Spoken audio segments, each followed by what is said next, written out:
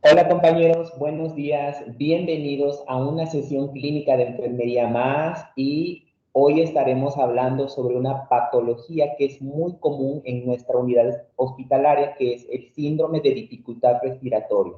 Entonces veremos cuáles son las intervenciones de enfermería en esta patología con esta persona en el ciclo de vida neonatal. Entonces vamos a comenzar visualizando el contenido y empezando a hablar sobre las intervenciones de enfermería para la atención y limitación del daño en recién nacidos pretérmino con síndrome de dificultad respiratoria. Les saluda su compañero José Feliciano Pérez Morales, enfermero especialista en cuidados intensivos. Las preguntas a responder de acuerdo a esta guía de práctica clínica son 6. La primera es, ¿qué factores de riesgo maternos propician el síndrome de dificultad respiratoria de origen pulmonar en él o la recién nacida pretérmino? Y posteriormente tenemos otras 5 preguntas que iremos desglosando con el transcurso de esta ponencia. A manera de introducción, podemos decir que el síndrome de dificultad respiratoria o enfermedad de la membrana hialina afecta al 60% de los niños menores de 1.500 gramos al nacer. En este caso, pues, a los pacientes prematuros. Se considera la tercera causa de mortalidad neonatal después de las malformaciones congénitas y asfixia perinatal. Además, existen otros factores que contribuyen a que este síndrome se presente en los recién nacidos. Por ejemplo, anoxia perinatal, hipotermia o disminución de la temperatura corporal, diabetes gestacional, entre otros. La guía de práctica clínica se elabora para exponer qué intervenciones de enfermería son las adecuadas para mejorar la condición clínica y disminuir la morbimortalidad y limitación del daño. Veamos primero cuál es el mecanismo y el conocimiento propio de esta enfermedad o patología.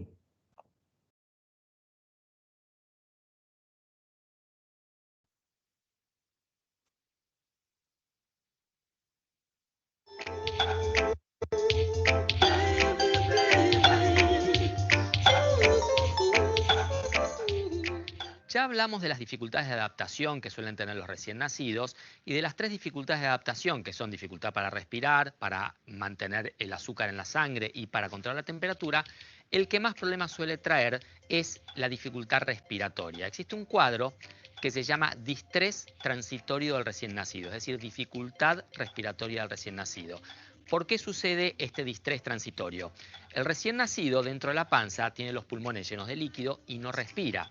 Si bien hace movimientos respiratorios en los cuales entra y sale líquido, los pulmones no están funcionando. En el mismo momento del nacimiento, el bebé tiene que vaciar todo ese líquido de los pulmones y tiene que empezar a respirar por sí mismo. Si bien la mayoría los logra, hay un porcentaje de bebés que les cuesta un poquitito más. Entonces, cuando el bebé llega a la habitación con vos y tome la teta por primera vez, vas a ver que se pone agitadito, que le cuesta respirar, le vas a avisar al neonatólogo, el neonatólogo se lo va a llevar a la nursery o a neonatología, donde lo van a observar. Le van a medir el oxígeno en la sangre, seguramente le van a poner una mascarita con oxígeno o algo que se llama un halo de oxígeno, que es una máscara redonda con oxígeno, y ver cómo mantiene el oxígeno en la sangre. En general, entre 12 y 24 horas es suficiente para que el bebito aprenda a respirar y deje de tener este problema. ¿Qué pasa si esta dificultad respiratoria se prolonga más allá de las 24 o 48 horas? Bueno, en ese caso el neonatólogo le va a hacer una radiografía para ver si no tiene líquido en los pulmones, si no tiene un problemita que se llama enfermedad de membrana hialina. A veces una infección neonatal se puede manifestar como dificultad respiratoria, entonces le van a hacer análisis, pero esto es en los pocos casos que en 24 o 48 horas no se dé el problema solito y está enseguida en la habitación con vos.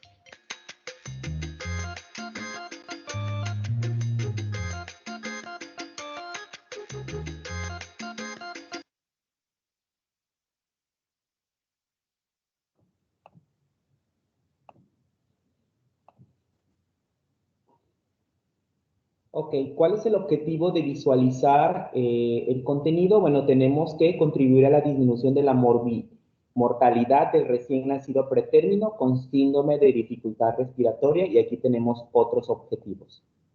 Entre las definiciones operacionales tenemos el síndrome de dificultad respiratoria como una patología en el recién nacido que tiene como signos y síntomas dificultad respiratoria o disnea, cianosis o esa coloración azul o morada como tal, anunciado por signos prodrómicos como la dilatación de las aletas nasales o gruñido expiratorio y retracción de la escotadura supraesternal o de los bordes costales. Y esto lo vamos a ver más adelante con una de las escalas de valoración, que es la escala de Silverman-Anderson, que evalúa el síndrome de dificultad respiratoria. Además, ocurre a más menudo en lactantes prematuros, niños de madres diabéticas y lactantes por operación cesárea y en algunas ocasiones sin causa predisponente aparente. El recién nacido pretérmino es al producto de la concepción menor de 37 semanas de gestación.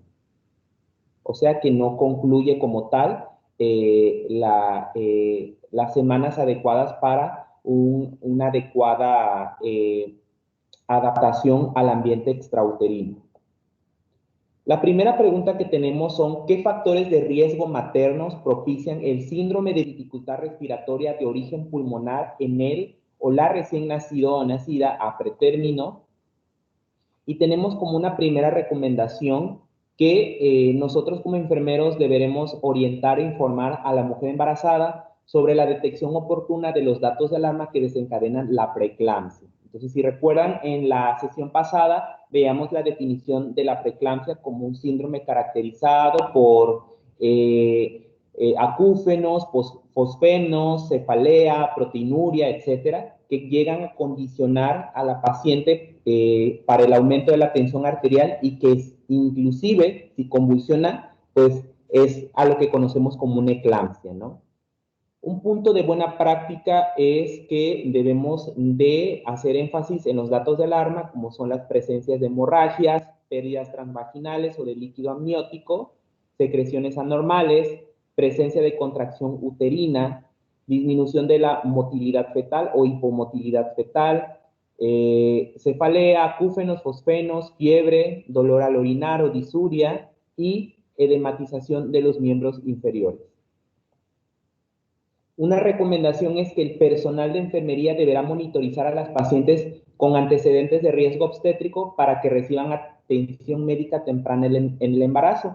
Igual esta cuestión del riesgo obstétrico lo veíamos en la sesión clínica pasada y podíamos tomar en cuenta, por ejemplo, mujeres que se embarazan durante la adolescencia o que ya son añosas o que tienen enfermedades como diabetes, hipertensión, algún problema de tipo renal, algún problema hematológico, ¿sí?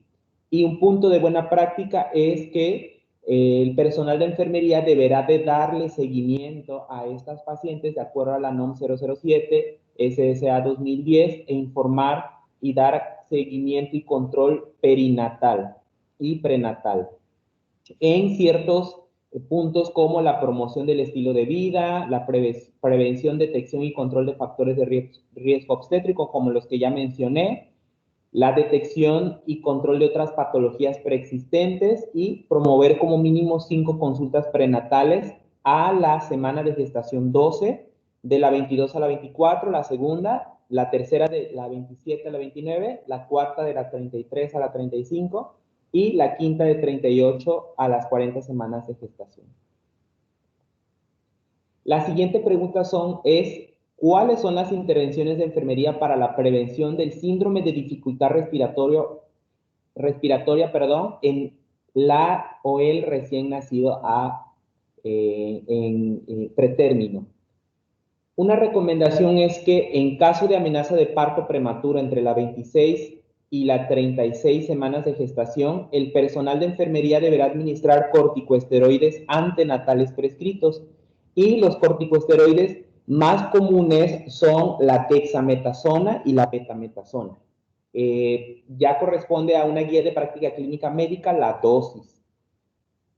Una recomendación es también administrar corticoide antenatal prescrito y prever la posibilidad de uso de ventilación mecánica CPAP y el uso de surfactante. Entonces, esto también lo vamos a ver un poquito más adelante. En el caso del CPAP es ventilación no invasiva con presión positiva y el uso del surfactante también lo vamos a correlacionar más adelante.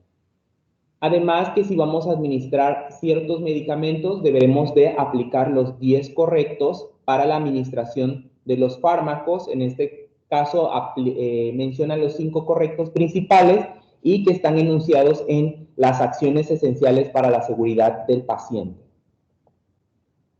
Veamos un poco en qué consiste esta cuestión del surfactante pulmonar.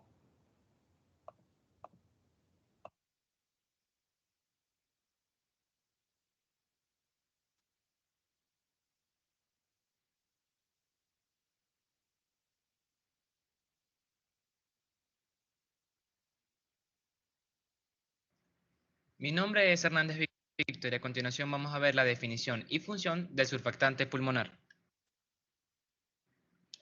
Antes de empezar con el estudio de este importante compuesto, tenemos que tener en cuenta dos conceptos básicos que son tensión superficial, la cual es una propiedad física que es igual a la cantidad de fuerza por unidad de superficie necesaria para ampliar la superficie de un líquido, y tensoactivo, que son sustancias que disminuyen la tensión superficial de un líquido o la acción entre dos líquidos, y son también conocidas como surfactantes. Poseen una parte polar y una parte no polar. Como podemos ver en la imagen, el mosquito está suspendido en agua, la cual es una sustancia que tiene muy alta tensión superficial. Si agregamos a este líquido un surfactante, como lo es un detergente, por ejemplo, el mosquito se va a hundir porque el surfactante va a realizar ¿qué? La disminución de la tensión superficial. Ahora, ¿qué es el surfactante pulmonar? Teniendo en cuenta los conceptos antes mencionados, decimos que es un complejo de lípidos y proteínas capaz de reducir significativamente la tensión superficial dentro de los alvéolos pulmonares, evitando que estos colapsen durante la expiración. También se ha relacionado al surfactante, este surfactante, con la protección de los alvéolos contra agentes patógenos.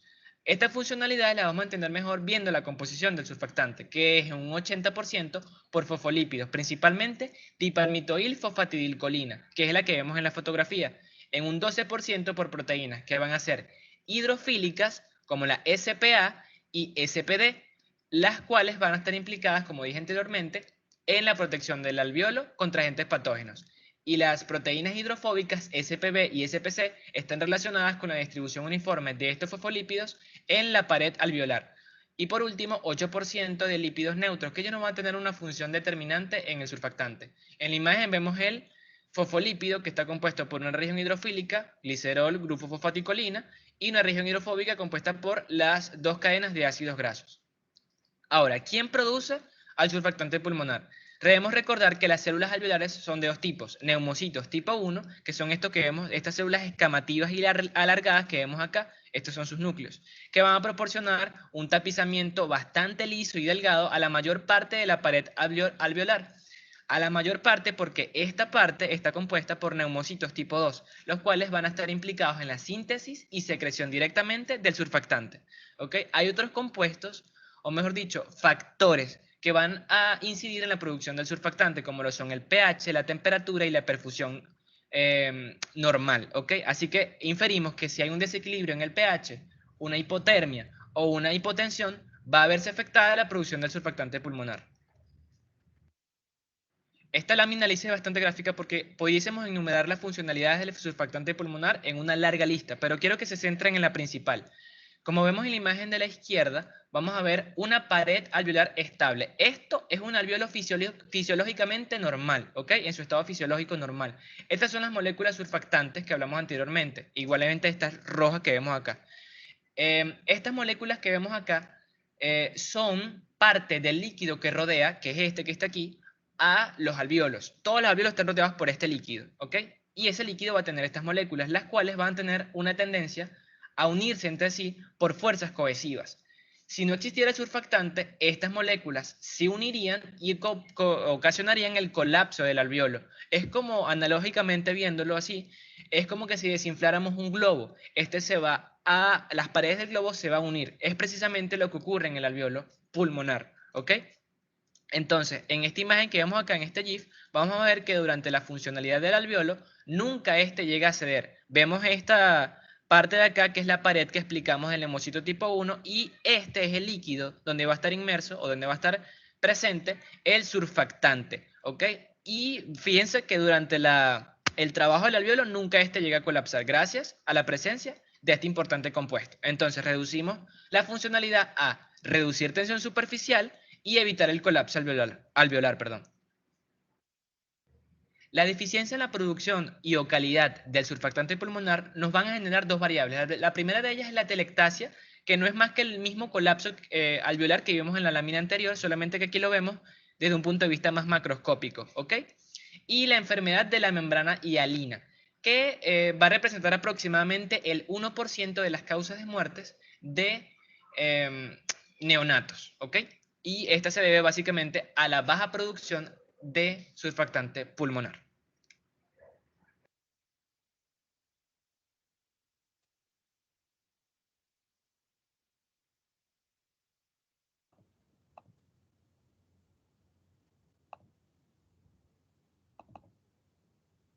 Muy bien. Entonces, la siguiente pregunta es, ¿cuáles son las escalas de valoración que evalúan el síndrome de dificultad respiratoria en él o la recién nacido o nacida pretérmino? Y tenemos que el personal de enfermería identificará de forma temprana los signos de dificultad respiratoria progresiva como son, de acuerdo a la escala de Silberman-Anderson, el aleteo nasal, el quejido expiratorio, el tiraje intercostal, la disociación toracoabdominal y la retracción sifoidea, además de cianosis y polipnea. Se dice que estos son los primeros signos que sugieren la presencia de síndrome de dificultad respiratoria.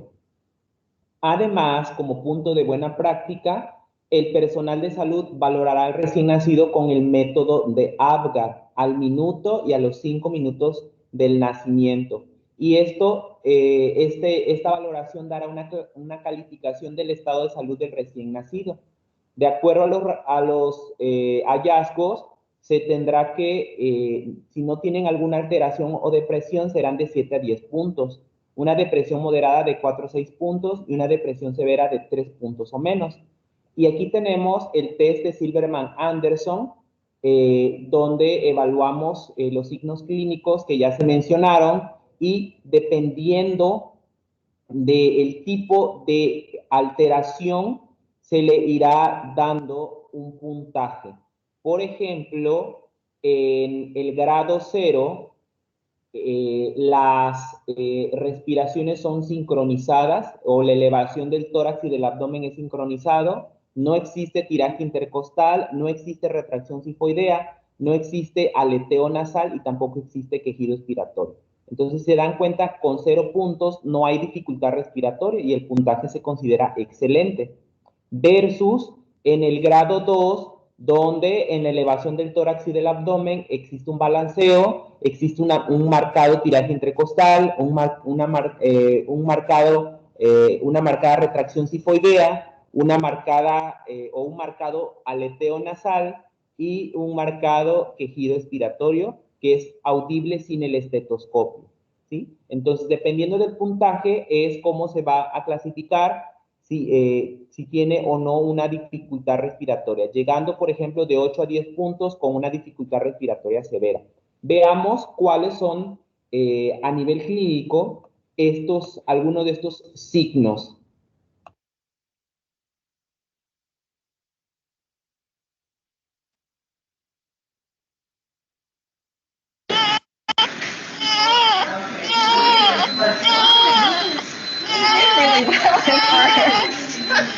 I gave him a nugget and a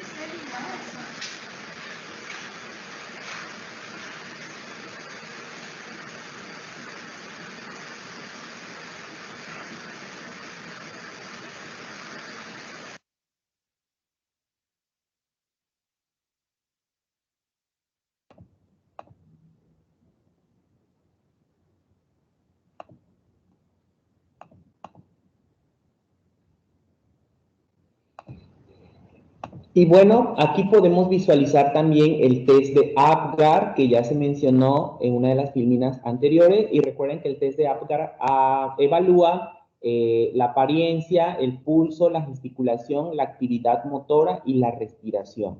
Entonces, igual se da un puntaje de 0 a 2 puntos y versus el test de Silverman-Anderson, que a menor puntuación, mejor adaptación del bebé a la vida extrauterina. En el test de Apgar, a mayor puntaje, existe buenas condiciones clínicas. Entonces, aquí queda el test de Apgar. Siguiente pregunta, ¿cuáles son las intervenciones de enfermería interdependientes a realizar durante la terapéutica prescrita en la atención del síndrome de dificultad respiratoria en él o la recién nacido o nacida a pretérmino? Tenemos como una recomendación que el personal de enfermería administrará de acuerdo a la prescripción médica el uso de aminofilina o teofilina para el tratamiento de la apnea. Entonces, si recuerdan, la aminofilina y la teofilina tienen funciones broncodilatadoras, relajando el músculo liso a nivel bronquial. Entonces, este tipo de fármacos ayudan mucho a los recién nacidos que tienen algún tipo de alteración. Lo más común que se utiliza ahorita es la aminofilina. Ya la teofilina es un poco más difícil de conseguir. Sin embargo, la aminofilina, de acuerdo a la guía de práctica clínica, es una de los fármacos indicados. Otra recomendación es que el personal de enfermería administrará oxígeno humidificado con monitoreo de la saturación de oxígeno y vigilancia de la fracción inspirada de oxígeno.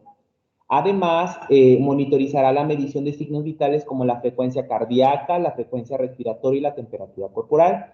Igual, ¿cómo va a realizar esta administración de oxígeno? Bueno, tenemos dispositivos de alto flujo y de bajo flujo y dependiendo de la fracción inspirada de oxígeno es que se van a clasificar. En este caso, por ejemplo, tenemos dispositivos como el casco cefálico, pero vamos a ver más adelante, por ejemplo, el sistema CPAP, que son dispositivos que proporcionan una FiO2 más elevada. Una recomendación es que el personal de enfermería administrará surfactante de acuerdo a prescripción médica al recién nacido prematuro con riesgo de síndrome de dificultad respiratoria. Y por ahí ya veíamos en el video cuál es la función del surfactante. Además, administrará bajo prescripción médica el surfactante exógeno profiláctico en todos los recién nacidos menores de 30 semanas de gestación que requieran intubación endotraqueal en la sala de partos o cuyas madres no hayan recibido corticosteroides prenatales, como ya mencionamos, como la dexametasona y la betametasona. ¿Sí? Entonces, de manera profiláctica se deberá de administrar el surfactante exógeno.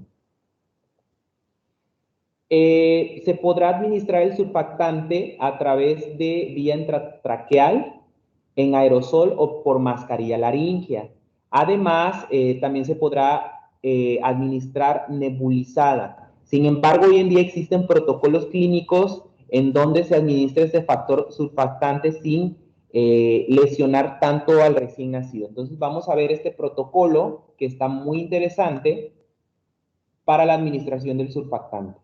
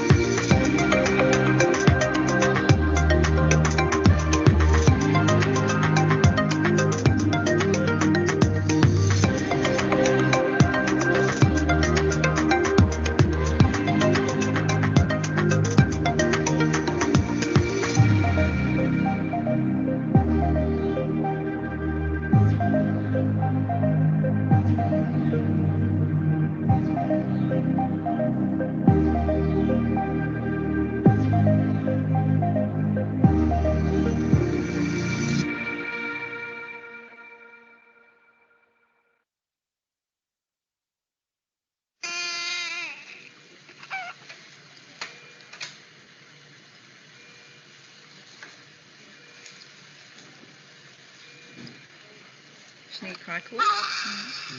Good. Maybe chicken. Take that down there.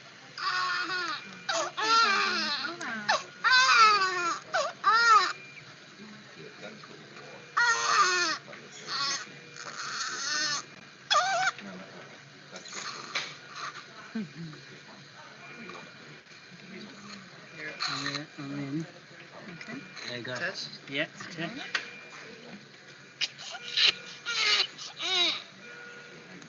Good. Yeah. Yeah. Now, all of it. Yeah, no, just give Just goes it gradually with his pulses. breathing. It's Yeah. got, it's And going. try and time it in with the breathing. So try and like pulse it as he breathes in. Yeah. Give Okay. it some milk. Yeah. There is going to be some bubble out. Can't really see. It's alright. Now, No. now, No. now, No. now. Yep.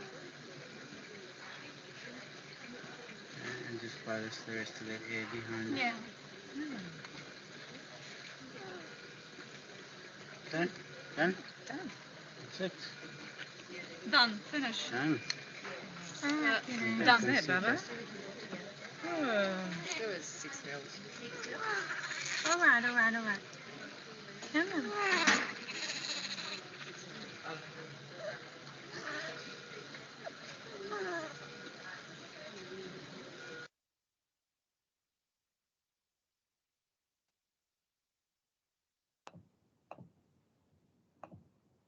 Ok, entonces ese es el protocolo para la administración del surfactante y como recomendación se dice que el personal de enfermería evitará en lo posible la aspiración traqueal en las primeras 12 horas posterior a la aplicación de surfactante para permitir que el medicamento actúe eficazmente. Además, administrará entre las 4 y las 24 horas de vida este fármaco, administrar de 3 a 4 dosis dentro de las primeras 48 horas después de la dosis inicial, con intervalo de 6 horas entre cada uno.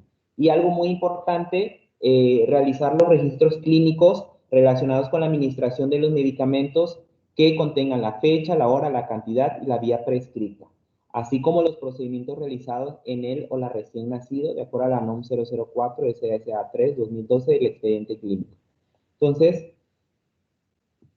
esto es muy importante hacer los registros clínicos porque recordemos que es un documento legal. Como recomendación, el personal de enfermería va a monitorizar la oximetría de pulso para mantener la saturación arterial de oxígeno durante la reanimación. Esto en caso de que se realice protocolo de reanimación. Monitorizar la presión positiva continua, que sea de 5 a 6 centímetros de agua cuando sea aplicada por puntas binasales. Esto en caso de que se aplique el sistema CPAP, que también vamos a ver más adelante. Como recomendación, se dice que también se deberá monitorizar al recién nacido con ventilación mecánica y mantener la saturación entre el 88 y el 92%. Y como punto de buena práctica, administrar oxígeno suplementario hasta que la dificultad respiratoria se resuelva. Y se recomienda monitorizar continuamente el patrón respiratorio, tener oxígeno humidificado e instalar un monitor de oximetría de pulso con rangos entre el 85 y el 95% de saturación de oxígeno. Una recomendación es que el fármaco de elección para ocasionar la parálisis neuromuscular en recién nacidos que tienen ventilación mecánica y con una marcada sincronía con el ventilador será el bromuro de pancuronio. Ese es el fármaco que se recomienda utilizar. Y cuando se ocupe este fármaco se deberá monitorizar el ritmo cardíaco, la perfusión, el tono muscular, por lo menos cada 4 horas durante las primeras 24 horas y monitorizar la presión arterial antes, durante y después de la administración del bromuro de pancuronio. Esto como punto de buena práctica. Como recomendación, se dice que el personal de enfermería deberá realizar cambios de posición en decúbito prono como intervención no invasiva. Esto para mejorar pues, los niveles de saturación. Además, que durante la posición prono se deberá de vigilar la extracción accidental o compresión de las líneas intravenosas o, en este caso, de lo más peligroso que es el tubo endotraqueal. Verificar si existe daño cutáneo en la pared torácica, si existe edema facial, contracturas de la cadera u hombro y alteraciones gastrointestinales como vómito o emesis. Como punto de buena práctica, el personal de enfermería deberá realizar cambios posturales cada 2 horas. Otra recomendación es que para prevenir el síndrome de dificultad respiratoria, se pueden realizar algunas acciones como colocar fuente de calor para garantizar un control térmico adecuado. Generalmente en las áreas de tocoquirúrgica se cuenta con la cuna de calor radiante y posteriormente pues se pueden realizar otras intervenciones, por ejemplo, el uso de bambinetos o fuentes de calor propio para el recién nacido. Mantener vías aéreas permeables en posición en decúbito supino con el cuello discretamente hiperextendido para permear la vía aérea y permitir el intercambio gaseoso. Como ya sabemos, tenemos en esta posición muy ocupada, posición semi-Fowler-Rosier, ¿sí? Con ligera hiperextensión del cuello, y pues así se permeabiliza la vía aérea y se mejora el intercambio gaseoso. Administrar oxígeno húmedo y tibio para evitar la resequedad en la mucosa y la hipotermia endógena. Monitorizar la frecuencia respiratoria y la temperatura. Y como punto de buena práctica, documentar todos los cuidados e intervenciones de enfermería en la hoja de registros clínicos de enfermería. Y aquí tenemos un ejemplo de un place con modelo del cuidado de enfermería. Y tenemos que un diagnóstico de enfermería en el caso de bebés con síndrome de dificultad respiratoria podría ser deterioro de la ventilación espontánea relacionado con fatiga de los músculos respiratorios manifestado por disminución de la saturación de oxígeno y aumento de los músculos accesorios para la respiración. Como resultado esperado NOC tenemos el estado respiratorio con una escala Likert que va desde 1, que es desviación grave del rango normal, hasta 5, que es sin desviación del rango normal, y con 3 indicadores a evaluar, que son la frecuencia respiratoria, la saturación de oxígeno y el uso de músculos accesorios. Como la intervención de enfermería, que son recomendaciones de guía de práctica clínica, modificamos y dejamos administrar oxígeno humidificado con monitoreo de la saturación de oxígeno. Este es un ejemplo del registro clínico que nosotros podemos realizar. Siguiente pregunta, ¿cuáles son las intervenciones de enfermería para disminuir las complicaciones del síndrome de dificultad respiratoria en el o la recién nacido a pretérmino? Una recomendación es que ante el riesgo de las complicaciones, el personal de enfermería deberá vigilar estrechamente al recién nacido, valorar signos y síntomas de dificultad respiratoria cada 4 horas, realizar valoración neurológica y registrar el perímetro cefálico inicial, y deberá tomarse una vez a la semana con mayor frecuencia si el aumento registrado es mayor al esperado para la edad postnatal. Esto por el riesgo de que puede llegar a presentar hidrocefalia. Un punto de buena práctica es que se deberán cumplir con las precauciones estándar desde el primer contacto con el paciente y en todas las áreas de salud, y aquí hacer énfasis en el lavado de manos.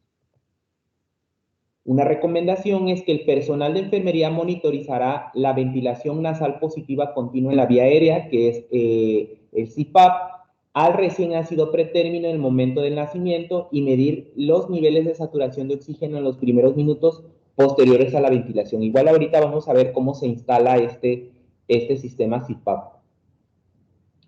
Otra recomendación es que el personal de enfermería deberá identificar oportunamente datos de hiperoxemia, que no es más que toxicidad por el uso inadecuado de oxígeno, e hipocapnia, que es disminución de los niveles de dióxido de carbono en sangre, durante la ventilación mecánica prolongada para evitar complicaciones. O sea, básicamente llegar a presentar inclusive alteraciones ácido-base, ¿no? Como recomendación se dice que el personal valorará signos y síntomas de presencia de lesión pulmonar aguda durante la ventilación mecánica asistida, como son cianosis, disociación toracoabdominal y atelectasia o colapso alveolar.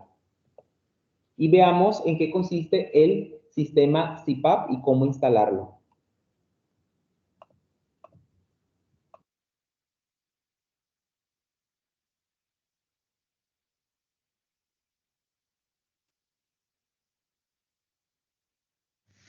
Tenemos nuestro paciente con dificultad respiratoria, baja saturación, tiraje intercostal, retracción sifoidea, aleteo nasal. Hacemos una radiografía de tórax y vemos que tiene 5 espacios ventilados en sus pulmones. Bueno, este paciente lo que requiere claramente va a ser un CPAP, la presión continua en la vía aérea al final de la expiración.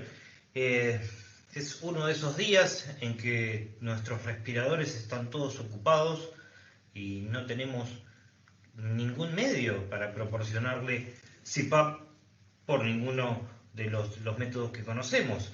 O tenemos este mismo paciente, nos nace en nuestro centro periférico y necesita de internación en una terapia intensiva, tenemos que trasladarlo. ¿Cómo vamos a trasladar a este bebé? ¿Le vamos a poner oxígeno puro? No es lo que necesita. ¿Le vamos a colocar un halo? Tampoco es lo que necesita. Lo que necesita es CPAP, es presión, no oxígeno. Entonces, bueno, ¿qué vamos a hacer? ¿Cómo vamos a solucionar este problema? En muchos lugares se conoce y se usa habitualmente el CPAP burbuja, el CPAP bajo agua. Es un sistema simple, sencillo de fabricar, económico y que nos proporciona la terapia que estamos necesitando para nuestro paciente. Bueno, nosotros quizás acostumbrados a tener disponible un respirador para hacer CPAP o tener un respirador de transporte para hacer el traslado de los pacientes en ambulancia, o nos vemos obligados a improvisar porque recién ahora está llegando esta terapia que está probada que es la mejor en la ventilación no invasiva para el manejo de tanto del recién nacido prematuro como para el paciente que tiene requerimiento de presión en la vía aérea con una falla en la adaptación a la vida extrauterina. Toda la bibliografía ha demostrado que es lo más beneficioso para estos pacientes, pero ¿qué vamos a hacer si no tenemos nosotros, los enfermeros, que siempre tenemos que estar subsanando a veces los problemas, los problemas de abastecimiento, la falta de equipamiento, y tenemos que inventar literalmente alguna forma de brindarle CPAP a nuestro paciente? Hay set de CPAP burbuja que vienen comercialmente, ya se distribuyen, solamente hay que abrir el paquete, conectarlo a las fuentes de gases comprimidos y listo, se empiezan a utilizar. Pero si no disponemos de ninguno de estos medios que ya les mencioné, ¿qué vamos a hacer? Nosotros lo que tendríamos que hacer es simplemente conectar una cánula de CPAP, cualquiera sea el dispositivo que vamos a usar para aplicarle CPAP, y tendríamos que solucionar el problema. Pero nos encontramos en esa situación en la que no tenemos con qué brindarle a nuestro paciente la terapia que está necesitando. Es por eso que, a pesar de ser algo muy sencillo, requería de una explicación, y por eso armamos este pequeño curso de armado y uso de CPAP, más allá de que está acompañado de toda la bibliografía complementaria para que se pueda comprender al fondo su funcionamiento y la necesidad y a qué pacientes debe ser colocada la terapia con CPAP y la ventilación no invasiva.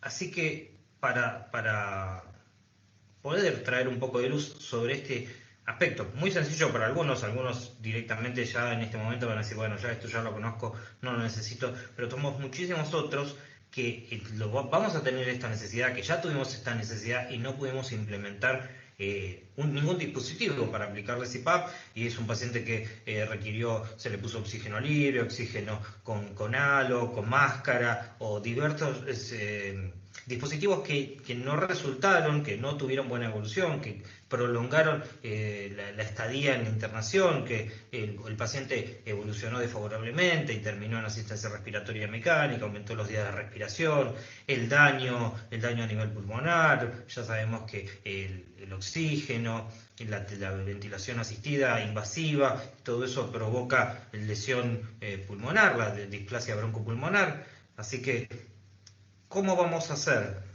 con bajo presupuesto el dispositivo que es el que va a necesitar nuestro paciente? ¿Cómo vamos a convertir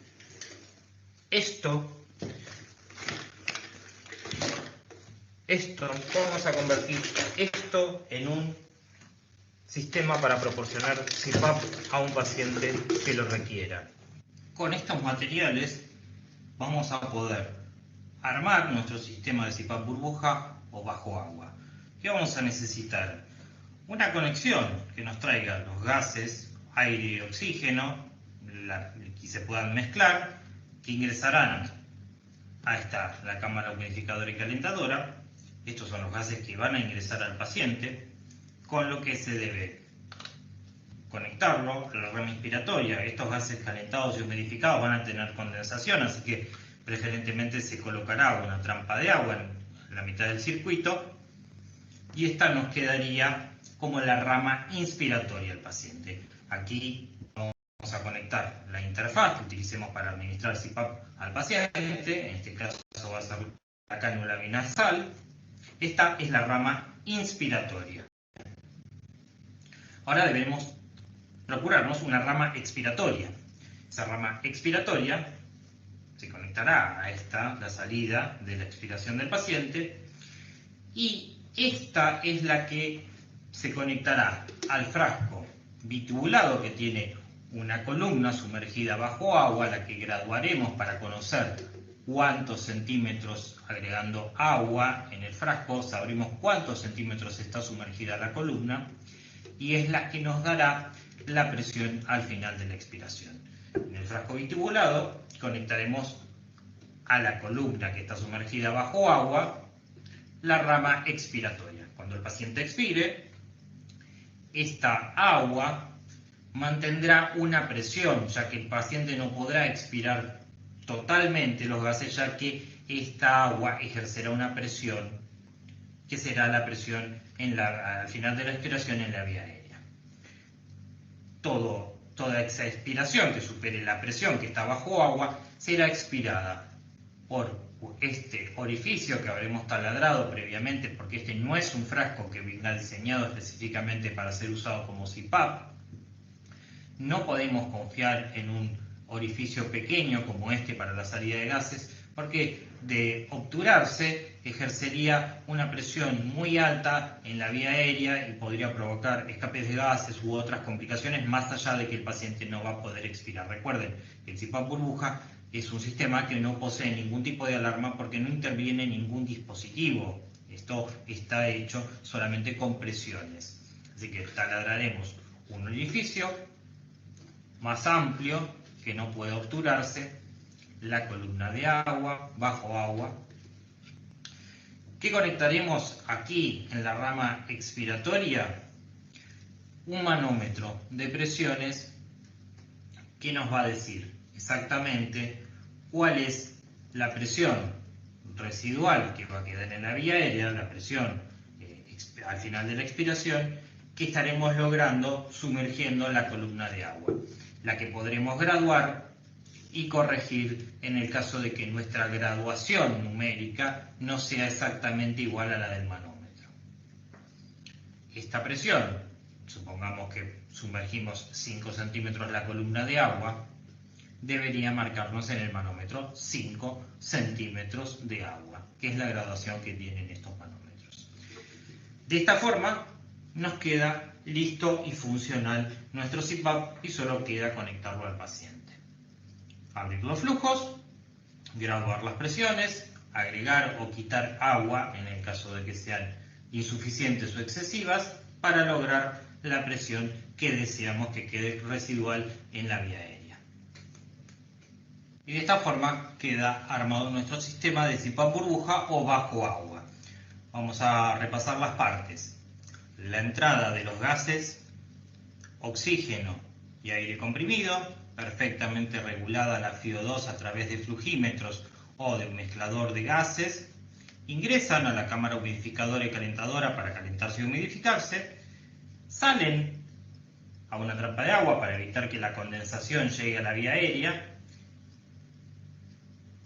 y a través de la rama inspiratoria llegan los gases al paciente. Por supuesto que tendrán presión.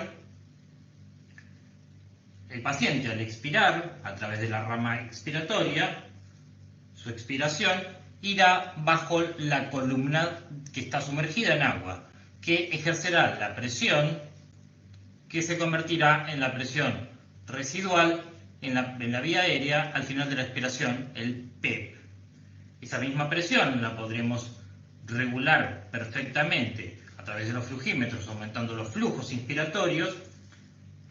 La columna de agua ejercerá la presión contraria para la expiración del paciente y esa presión residual la resta entre la presión que ingresa y la que permite salir la columna de agua será la que mantendrá la presión al final de la expiración en la vía aérea, que conoceremos perfectamente ya que tendremos el manómetro conectado a la rama expiratoria. Deberá coincidir con los centímetros de agua que esté sumergida la columna. Al expirar, el paciente, los gases que puedan superar la presión de sumersión bajo la columna de agua serán expulsados por este orificio que habremos taladrado en los frascos, y los frascos no son los específicamente diseñados para sistemas de CPAP burbuja o bajo agua, y no confiaremos solamente en este pequeño orificio de salida de gases, porque de obturarse podría ejercer una mayor presión y el paciente no podría expirar. Este es el sistema de CPAP burbuja completo, funcionando, y que se puede lograr y construir con todas estas que son piezas de circuitos respiratorios que han quedado en desuso, se han lavado, se han esterilizado y se pueden tener disponibles en packs listos para ser usados en el caso de que el paciente lo requiera. Una rama inspiratoria, una rama expiratoria bajo agua, el manómetro, trampa de agua, calentador humidificador y la entrada de los gases mezclados.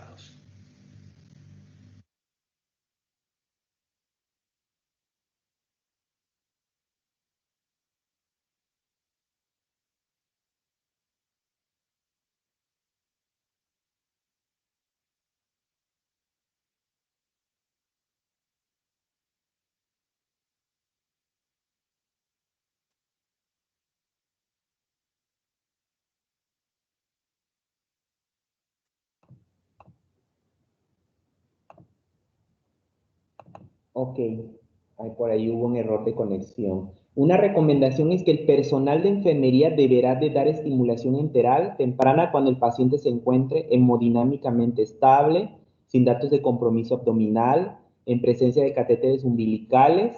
Se recomienda iniciar con aporte total mayor o igual a 20 mililitros kilogramos por día en minibolos. Y es recomendable utilizar leche humana en caso de no contar con estas, bueno, se recomienda pues leche propia de la madre, y en caso de no contar con esta, se puede utilizar fórmulas especiales para prematuros, pero bajo prescripción médica. Y además que el personal de enfermería deberá valorar al inicio de la alimentación del recién nacido pretérmino con síndrome de dificultad respiratoria, presencia de distensión abdominal, evacuaciones, residuo gástrico, vómito y sangre en las evacuaciones. ¿Cuáles son los cuidados recomendados en el plan de alta en el o la recién nacido a pretérmino? Pues se deberán considerar cumplir con los requerimientos hídricos y calóricos, valorar el reflejo de succión y deglución coordinados, que regulen la temperatura en cuna o bacinete por mínimo de 24 horas antes de su egreso, estabilidad respiratoria, adiestramiento materno en el cuidado del recién nacido prematuro y capacitación en temas de lactancia materna exclusiva. Además, un punto de buena práctica es que el personal deberá de egresar al paciente de acuerdo a los criterios médicos, y entre estos tener que el recién nacido tenga un peso mayor de 1.900 gramos. Y algunos de los puntos mencionados anteriormente, como la vigilancia del reflejo de succión y deglución, la termorregulación adecuada, que no presenten signos de dificultad respiratoria, y así que la madre haya recibido adiestramiento en temas como la alimentación, el baño, cuidados del cordón umbilical, signos de alarma, además de permitir que los padres comenten sus dudas e informar que pueden acudir al servicio de urgencias en cualquier situación de riesgo. Muchas gracias por su atención. Esta es la fuente de información, la guía de práctica clínica del CENETEC.